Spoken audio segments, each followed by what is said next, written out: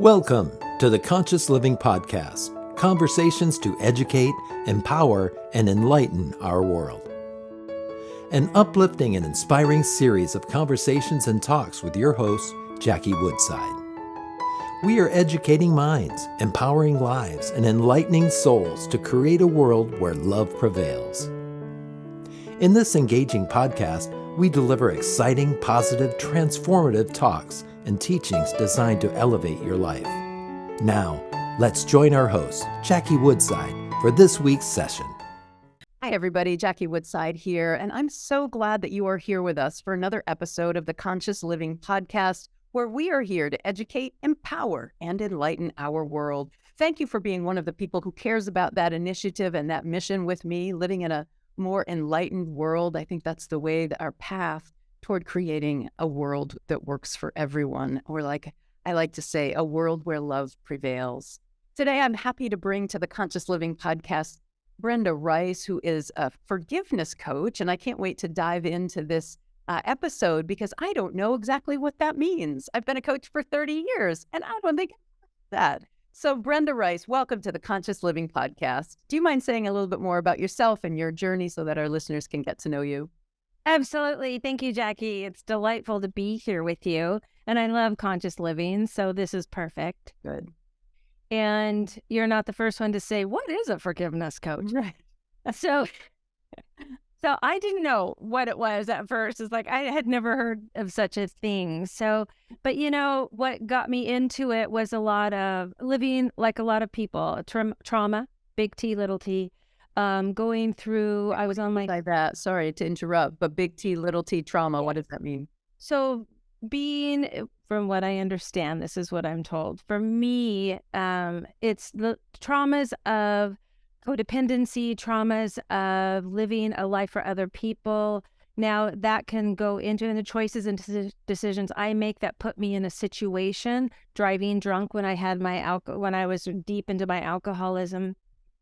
And then a bigger T for me would be, the sexual molestation and the violence that I went through in a couple of my marriages.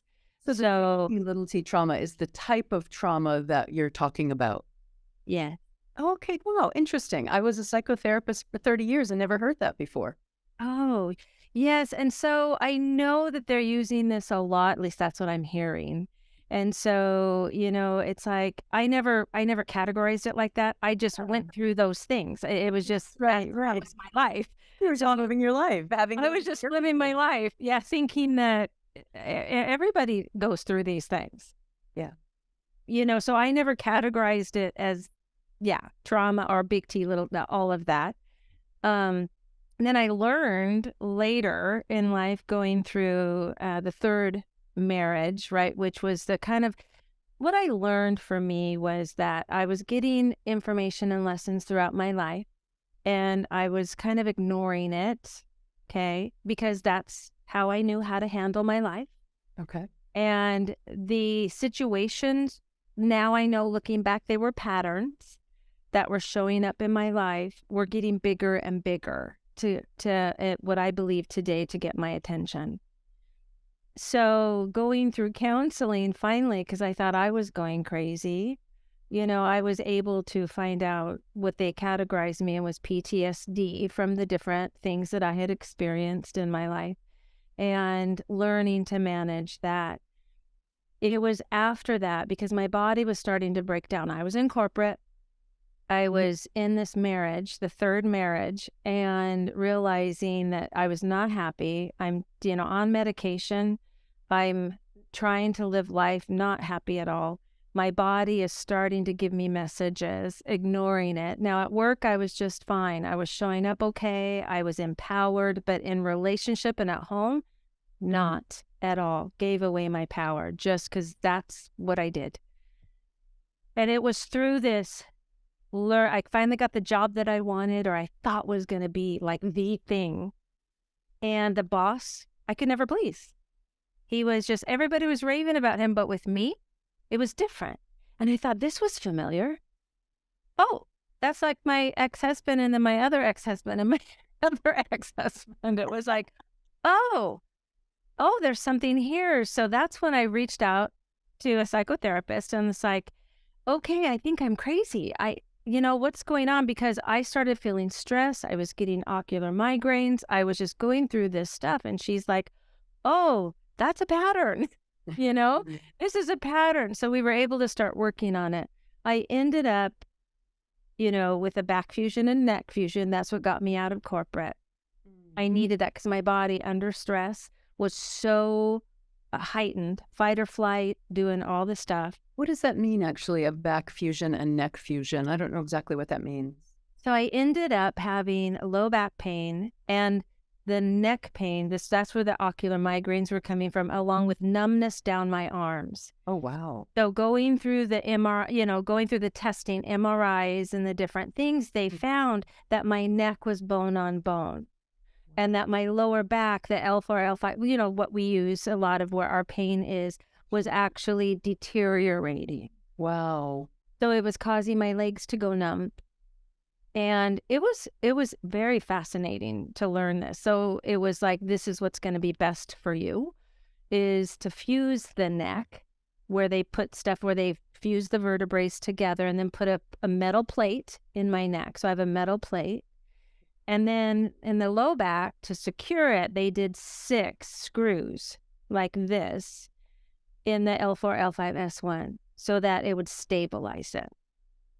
Wow. That's intense. Yes, it was quite the journey. And I ended up with the back fusion, ended up having right leg issues from that because there was a nerve caught in there that wasn't expected. So there's different physical things that I still deal with from that. But it got me out of corporate and I started asking the universe, what am I supposed to do? I'm 50 years old. I'm a grandmother. My kids are, away from home and I'm starting to date, after the divorce and starting to date. And it's like, okay, what am I supposed to do here? And I checked into coaching because it's like this thing. It's like, what is coaching? And so started to do that. And that's when I found the forgiveness work. And I like to say it found me. Is what happened. Yeah. And so it was eye-opening. Found the forgiveness work. Do you mean you came upon a teacher? I still don't know exactly what that means. Absolutely. I'd love to explain.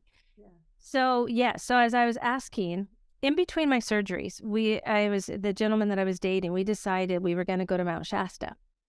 So Mount Shasta, Northern California. Never been there. It's kind of, I heard, a magical place. I love those things. Mm-hmm.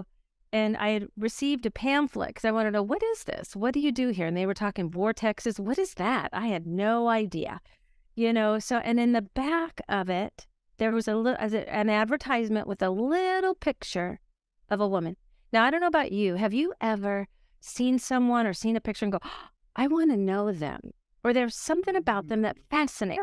What is it? It's like an energetic connection. Sure. That's what happened. And underneath her name said forgiveness coaching. Oh, wow. Yeah. And all of a sudden, my whole body lit up. And it was like, oh, I don't know what that is, but I want to know. Wow. So that's fantastic. Wow, I love how the universe conspires to bring us to our highest good. Isn't that extraordinary? It is extraordinary. So tell me a little bit about what it is. Like, what does a forgiveness coach do? What is forgiveness coaching? And what benefit does it bring to people? So who hires a forgiveness coach? I have all kinds of questions. Sorry, being a bad interviewer, I'm asking one question at a time. Well, I'll just go, and if I just dive in. Dive in. And so what I was introduced to was a process called radical forgiveness. Okay, that I've heard of. Yes. And so that's what I was introduced to. I had not heard of anything. See, I had been trying to forgive my ex the way that I knew how, which most of us do, which is, we look at maybe walking in their shoes for a while. We get some help wherever we need it to kind of be aware of our emotions. But mostly I had been taught you just look, time heals all wounds, and that you just give them a break, let bygones be bygones, and you move forward. Well, I was doing that, I thought, because I felt I had been wounded. There was a betrayal on his part, and I felt totally betrayed.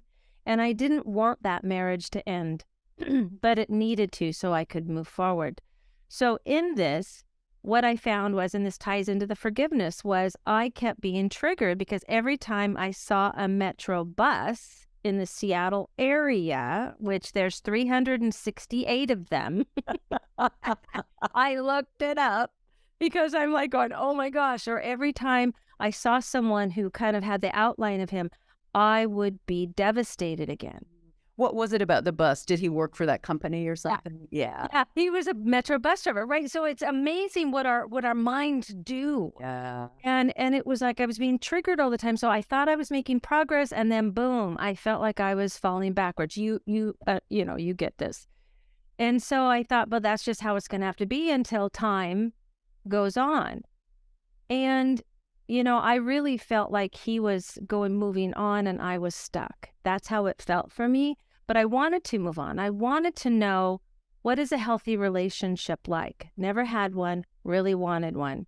I decided that I needed to live more consciously because I hadn't been, so all these things. And so forgiveness for me is what I learned was that I have a process now. So she took me through a process. Okay. Radical forgiveness is a 5-step process. For me, Jackie, that worked beautifully because as I went through the process, I learned that kind of below my neck, I had kind of just cut this off. I lived from my intellectual beingness versus my heart, right? Now, I know we do both. So I'm going to use this in a way that I'm going to try to explain it in a way that I felt. And that was, if I was thinking and processing, I was safer. I was safer than if I let what I call my emotions, my heart, which I tied to my heart, if I let them drive, I was in big trouble.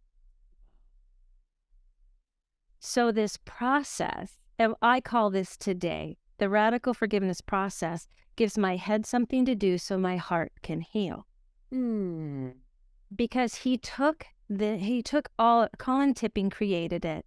And he took his hypnotherapy, his energy healing, and his love for wanting to help cancer patients live a longer and healthier life, because they found back in the 80s, now I don't have the study, but he talked about that there was a study done that said it would take 20 years to forgive. The cancer patients that him and his wife were working with to help them, because that was what they loved to do. They would do these cancer retreats. And, when he talked with them, they're like going, no, it's going to take, we don't have 20 years. Right. How can we? But they all had a commonality. What they found in doing the work with cancer patients was they all had kind of a familiar or a similar belief, which was, I cannot show up as who I am because you will not like me. So I have to show up as somebody I'm not to get your love and approval, the external validation. Yeah, that sense of insufficiency or I'm not enough, I'm not good enough, which is part of the human condition. Exactly. And they found that. And there was a book called Cancer is a Turning Point, written back then in the early 90s, that really talked about that they were starting to find similarities, and that there was an emotional component to cancer. Yeah, and they were, so I found that fascinating because of things that had happened in my body, right? That I was getting these messages that is like, oh, I never put the two together, emotional responses and the body. Right. And so that's what I learned through the forgiveness work. And she also helped me, working with a coach was really valuable. Because it's not only it's about learning how to live a forgiveness lifestyle. How is what I call it, because it's learning how to take care of ourselves better. Forgiveness for me is not just about saying I'm sorry or please forgive me. That's vital and important. But it's also, like you just said, the human condition. How do I get to I am good enough? Yeah. Get to a place where that forgiveness forgiveness becomes less necessary when you live in a state of acceptance. Yes. Yeah, I wrote an ebook on that, actually. Oh, you did? I did, yeah, a new take on forgiveness. That, needing to forgive someone who has, quote, wronged you is kind of a paradigm of victimhood, which doesn't mean that people are not victimized by what others, that sometimes people do bad things. Look, we're in the human condition. Whether or not you're the victim of it, however, entirely depends on your level of consciousness and how you perceive life. Absolutely. Yourself and life. Yeah. So I say that forgiveness is only needed if you can't live in, maybe my phrase would be radical acceptance. Exactly. One of the driving philosophies that's also a scripture verse for me is life is always unfolding for your good. Romans 8:28. All things work together for good. So if your fundamental premise in life, and it is not for everyone, but my fundamental premise in life is that life is always unfolding for good, not just my good, because there is no private good. There is goodness. So how do you take a cancer situation or domestic violence situation or, some of these really difficult things? That's for good? I don't think so. I need to forgive that person because they did those things to me. And that's just a perception and a level of consciousness. Absolutely. Well, and that's the premise. They call them the assumptions of radical forgiveness, that we're spiritual beings having a human experience. Yeah. And that when somebody upsets us, that it is mirroring for us something that we've denied, repressed, and rejected about ourselves. Right. So basically, what is it allowing, about me? Yeah, that's allowing upset to occur in your space. Exactly. And that concept of life happens for me, not to me, which is what it talks about, was like, wait a second, that took me a little bit, right? Because I was shifting my victim consciousness. Absolutely. And it was like, well, wait, no, this happened to me. I got proof that, that though no, life is not happening for me. Yeah. And what I learned to do was look at it radically different and getting to acceptance. Sometimes it's like, well, acceptance doesn't have to mean agreement all the time, right? Exactly right. And I think that's an important thing for people to really get is my life will go on and be better in acceptance, and that I don't have to agree with that. And that gives me freedom. Totally. It gives me freedom. And, so when she was taking me through this process of forgiveness, and I was reading the book, because there's a book out there, and kind of go, wow. And she found a pattern that I had not recognized. And I had done therapy, and I had gone through different types of modalities, healing myself, getting myself to wholeness humanly. And it was beautiful because she had asked me real quick, she says, so tell me about yourself. How many times you've been married, how many jobs you've had, how long, she does this stuff. And I said, well, my first job was 10 years. My second job was 20 years because I stay in things a long time. Yeah. And then I said, well, my first marriage was 5, my second was 5.5, and my third was 10 years at that time. And she looked at me and said, what happened to you when you were 5 years old? Mm-hmm. You have a pattern of 5. Now, I had not heard a number pattern before, right? And now I hear it all the time. But it was like, well, my dad left. And she's like, well, tell me about that, right? So I said, well, my dad left, and I felt he left me.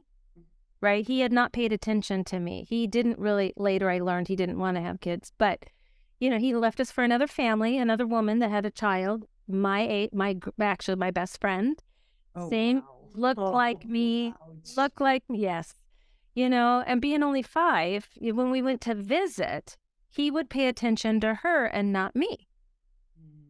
And I remember going numb.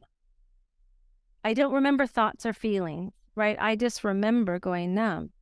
And, and then I heard him over talking with my brother and sister. He wanted them and not me. He wanted them to come live with him. So there was this little trauma that happened for me, this experience.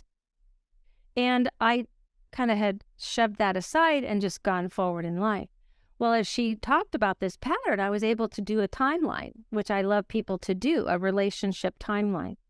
So you can go forwards to now, or, birth to now, or now back to birth.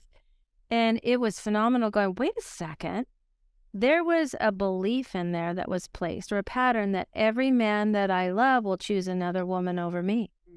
And when I looked back at this relationship timeline, that's what I saw.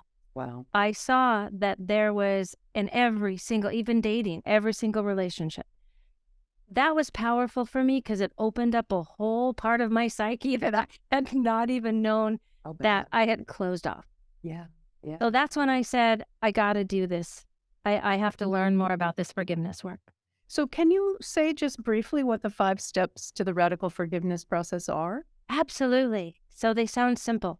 Yes, I know. I say that about my work too. It's simple but not easy. It's simple but not easy, exactly.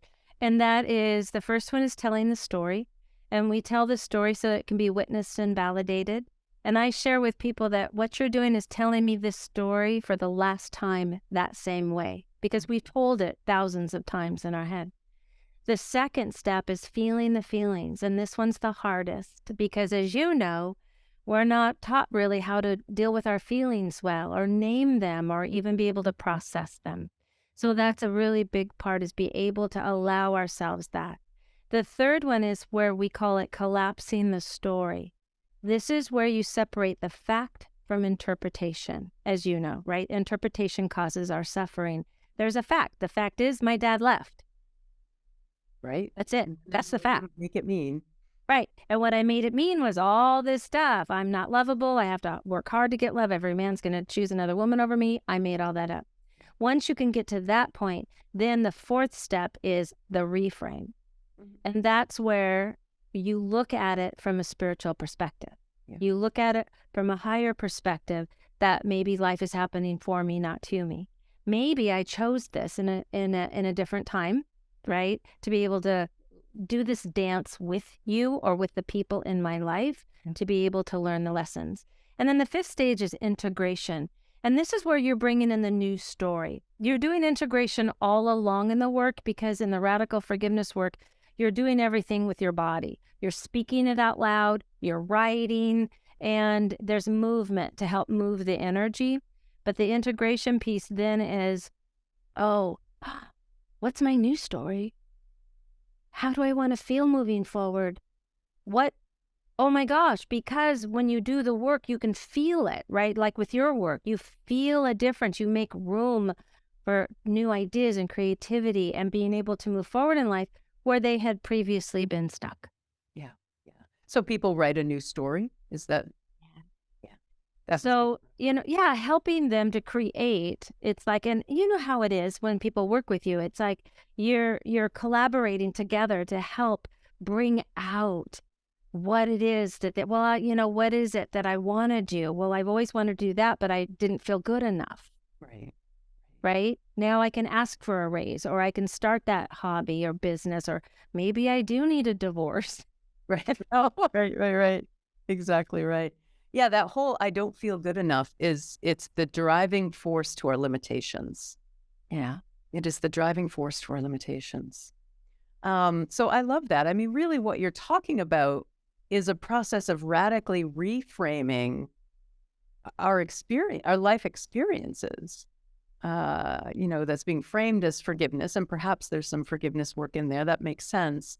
But it really is just reframing what's happened in life and recognize. I love this is part of my work. I make sure that I tell all of my clients, be sure not to believe everything you think, because thoughts are not the truth.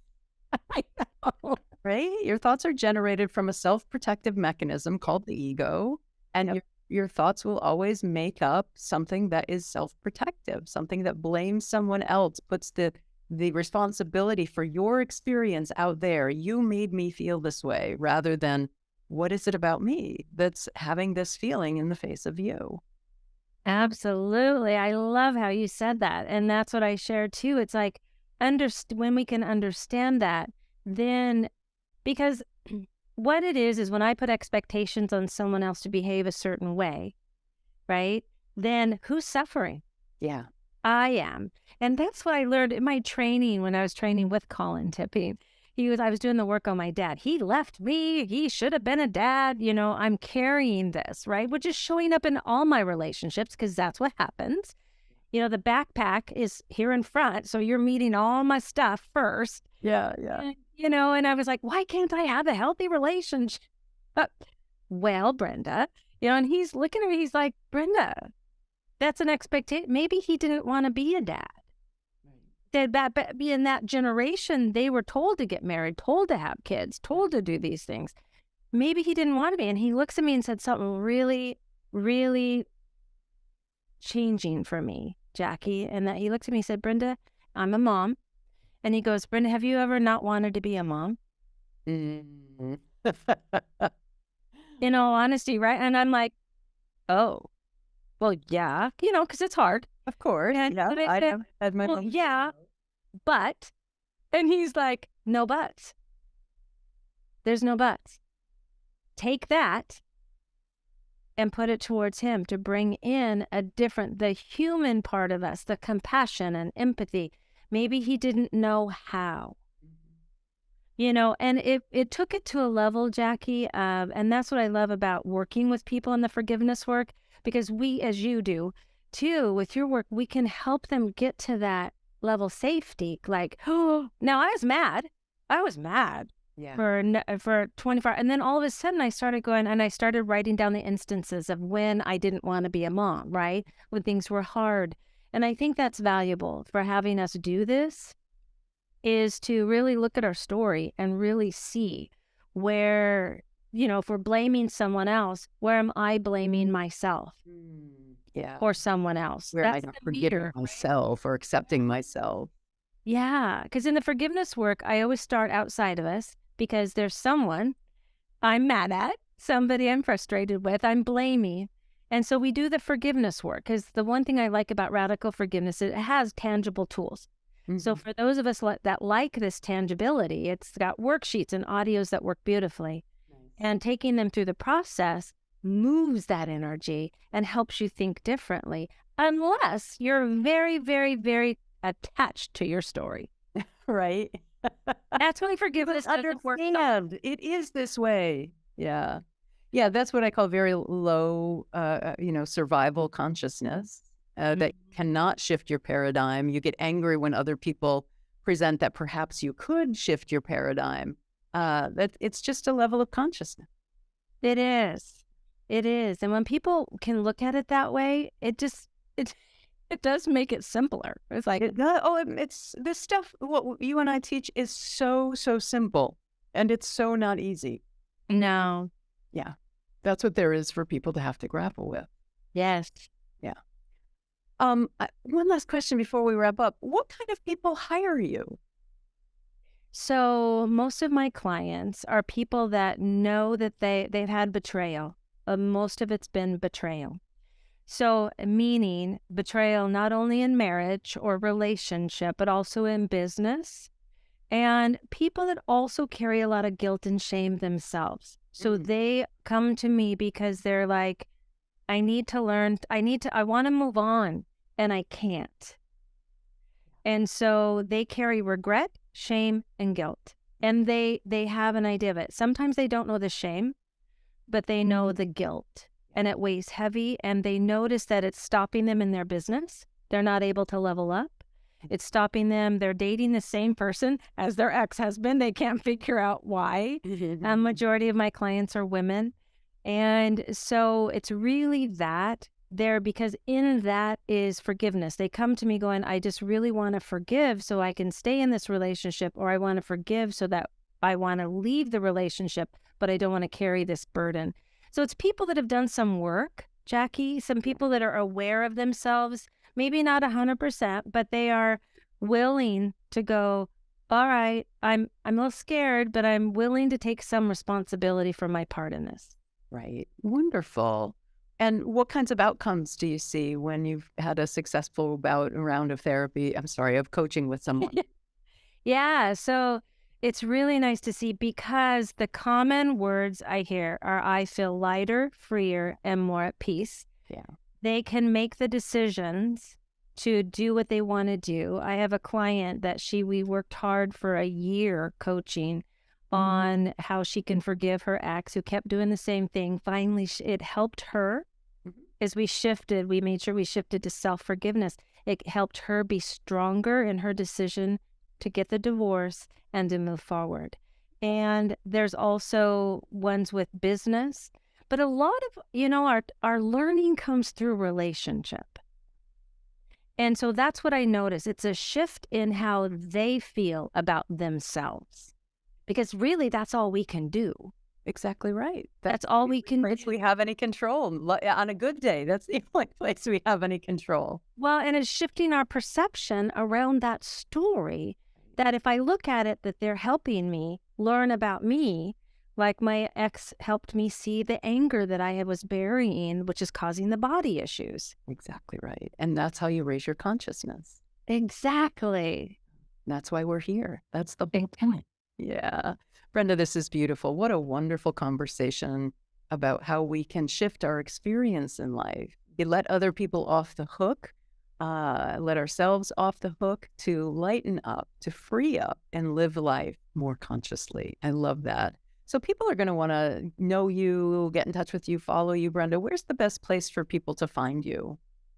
So they can find me on Instagram at Brenda Reiss, REISS Coach.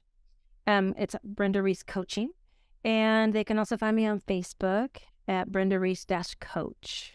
Great, great. And your website is also Brenda Reiss Coaching, right? Yes, it is BrendaReissCoaching.com. All right, fantastic. Thank you so much for being with us on the Conscious Living Podcast and just bringing such an insightful and important conversation to us today. I really, really appreciate your being with us. Oh, I was so happy to be here, Jackie. Thank you. You're welcome.